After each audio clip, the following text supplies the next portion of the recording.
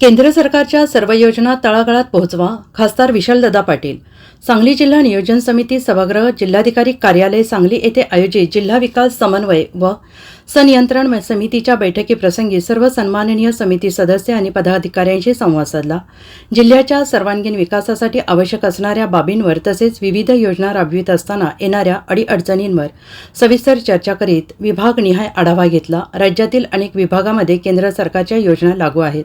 अशा सर्व योजना तळागाळात पोहोचवाव्यात आणि लाभ घ्यावा असं आवाहन खासदार विशालदादा पाटील यांनी केलं आहे. खासदार यांच्या अध्यक्षतेखाली जिल्हा दक्षता आणि संनियंत्रण समितीची बैठक संपन्न झाली. यावेळी जिल्हाधिकारी डॉक्टर राजा दयानिधी, जिल्हा परिषद मुख्य कार्यकारी अधिकारी तृप्ती धोडमिसे, आयुक्त शुभम गुप्ता, पोलीस उपअधीक्षक मुख्यालय दादासाहेब चुडाप्पा आणि दिशा समितीच्या जिल्हा प्रकल्प संचालक नंदिनी घाणेकर उपस्थित होत्या. आणि यावेळी नॅशनल हायवे, रेल्वे, BSNL, रोजगार हमी योजना, जिल्हा पुरवठा विभाग, प्राथमिक शिक्षण विभाग, बँका, कृषी ट्रेनिंग इन्स्टिट्यूट यावर सखोल चर्चा झाली. तसेच कामात हयगय करणाऱ्या कर्मचारी यांच्यावर कारवाई करावी अशी अशासकीय सदस्य यांनी बैठकीमध्ये मागणी केली आहे.